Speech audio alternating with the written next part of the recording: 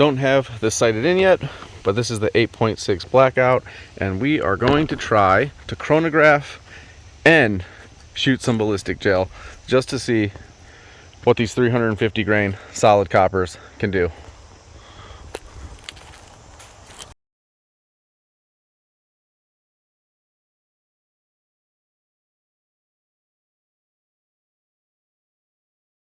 So I shot a little bit low. One of the petals peeled off. It went all the way through, but it stuck in my cardboard backstop, almost like I knew what it was going to do.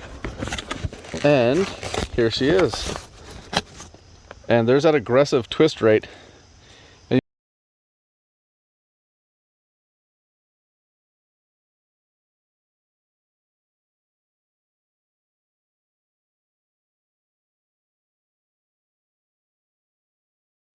We'll try to clean the block off. This was what we recovered this time. So those petals opened up and you can see that wicked twist on there. I think the petals broke off last time because it hit the wood on the bottom. But wow. I'm going to try to recover a full one of these.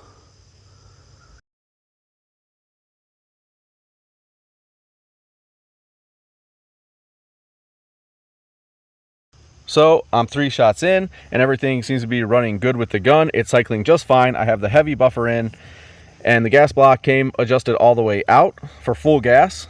I adjusted it in 5 clicks and that seems to be doing pretty good. Here's the 3 shots. So those are the numbers for the 8.6 Blackout ammo. I had to delete a shot because the chronograph didn't read.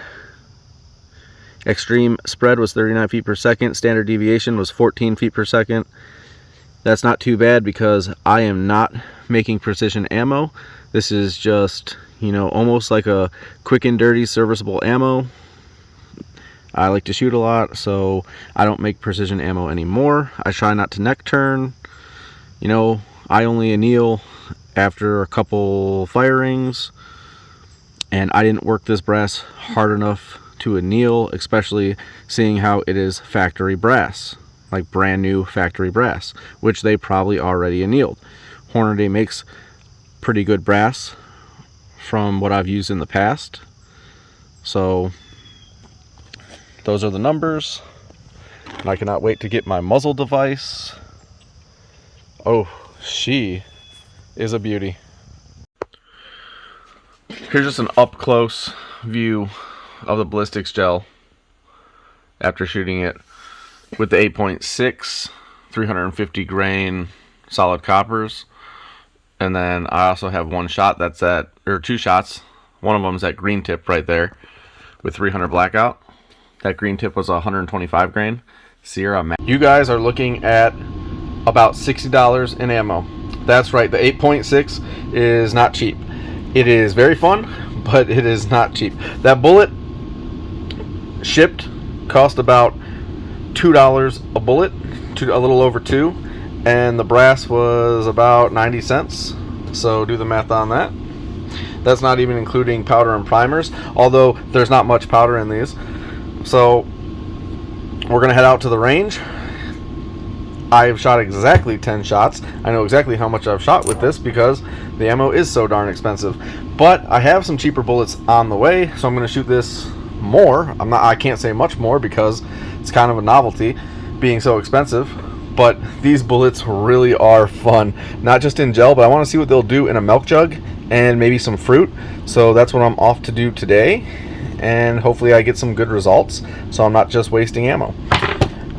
So next time I'll see you, we'll be on the range. So I chronographed it some more, and I even brought up the 300 Blackout again. Show you some differences between them. Here's what we have today for the chronograph. And I have some slow-mo video to go with this. But this was my first shot. Second shot was with the 300 Blackout. Third shot, fourth shot, fifth shot was with the 8.6, and then another one with the 300 Blackout. So essentially, you know, 300 Blackout versus These Barnes 300 Blackout are really good. I mean, but you can just see the massive size difference between these two. But like the explosive energy in these, because these are only 110 grains, it was not a fair comparison. But man, the you get a lot of like, and you'll see it on the slow-mo, explosive energy with these. These just penetrate really deeply, and they have like a cutting action. It's pretty crazy. Like I shot a pineapple and a cantaloupe, and it doesn't explode it like these, but man, it just goes through, and then it like dug in 4 pieces of wood and through cardboard. So I'll show some of that footage.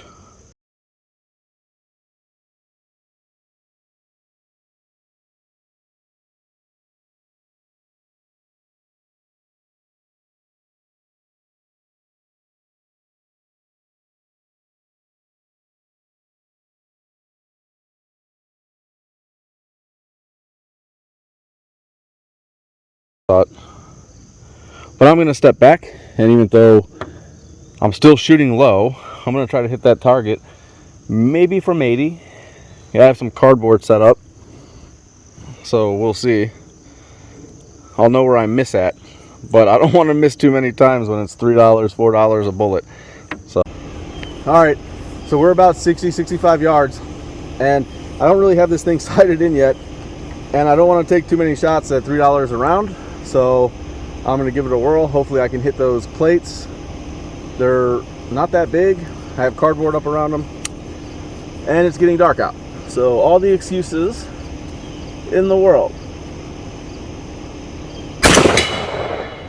Oh, wait. You might be able to see it still swinging. The one with the cardboard is still swinging. Let's just do that. Hopefully we can do this again.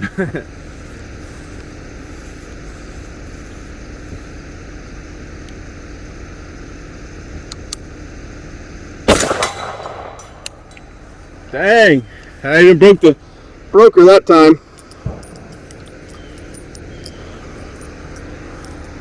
So we're good from 60, 65.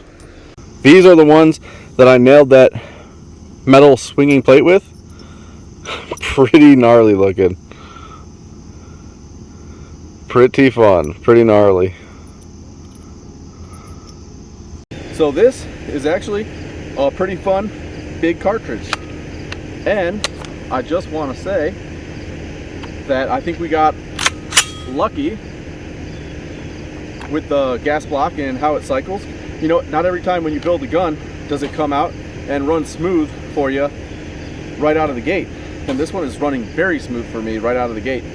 I haven't had any malfunctions with it. I don't know if it's because of that adjustable gas block, but I don't think it is. But wow, this is a bruiser. This is a very fun, light recoiling gun, at least when you're shooting the subs.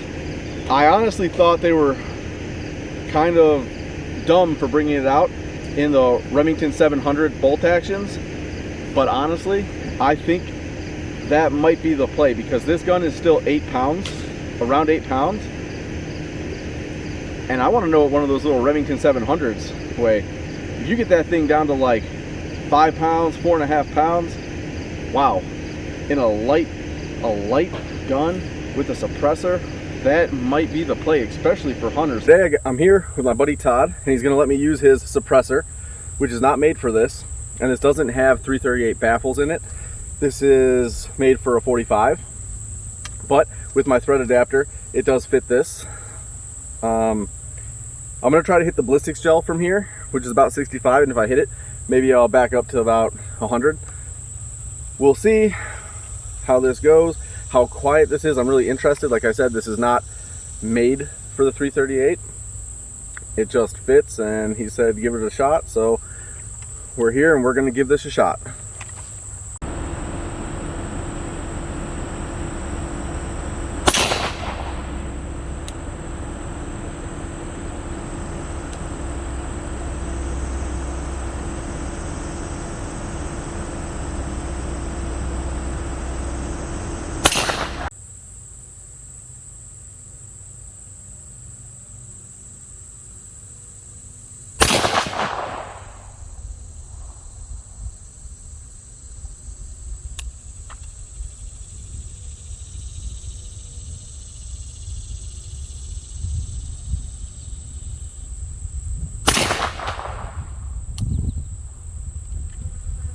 gonna go down there and see if we hit anything. That's how that sounds with 45. It is definitely hearing safe. So not as quiet as some of those Q videos or Gorilla Ammunition videos, but this is a 45 suppressor, so, and that is very hearing safe, but it's not the quietest. I'm preparing to load up some of these 210 grain Barnes TTSX in 8.6 blackout. Very stoked for this. Can't wait to see what this does with the gel. Hey guys, I just wanted to throw some data at you from the 8.6. I got to shoot the supers. So this is the Barnes 210 grain TSX out of the 8.6. That's all my chronograph would read before it got too dark to read. So I didn't even get to shoot a higher load. This was like Faxon starting load with 10% taken off the top, because that's what they said on their loading data. Because the loading data from Faxon, you know, they're not a reloading company or whatever, so the data was not like normal data you get, like no case pressure or whatever. But these are the numbers for that Barnes. You want to come over here, we got the numbers for the 350 grain subs, you know, 1042. That shot number 2 was a different gun, so the subs are actually running, you know, pretty good, and the gun runs really good with both. I will tell you, it is a different beast. It does not shoot as light, obviously, with those supers, and I have some slow-mo of me shooting the gel with the supers and the subs, so let's cut to that.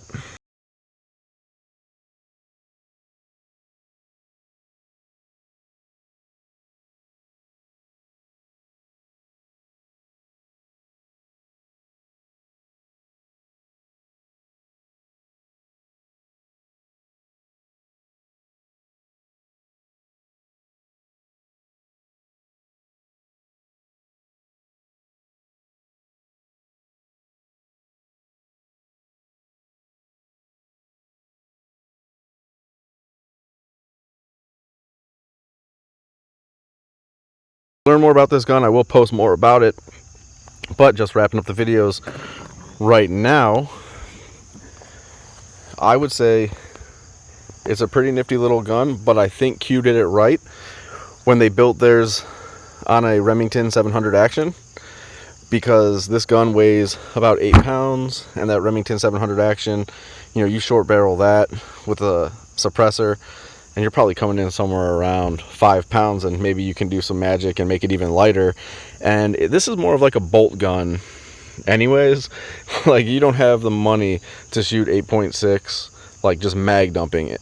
I mean, I'm sure somebody does. That's not me, especially after I reload those beautiful 350 grain solid coppers. I mean, I have nothing to mag dump those on, and I wouldn't. So I think you did it right with that Remington 700 Action, and I probably will end up putting together one of those, because I think that is where this cartridge or this bullet really shines, just because it's lightweight. And yeah, this one a little heavy. I'm used to a little bit lighter weight ARs. Not that 8 pounds is super heavy, but it's heavy enough for me, and that's, you know, just with an optic and an empty mag. So you load this up with some 8.6 rounds, and you're gonna get a whole lot heavier. But she is a beauty. If you want to take a look at that load data, just pause the video. So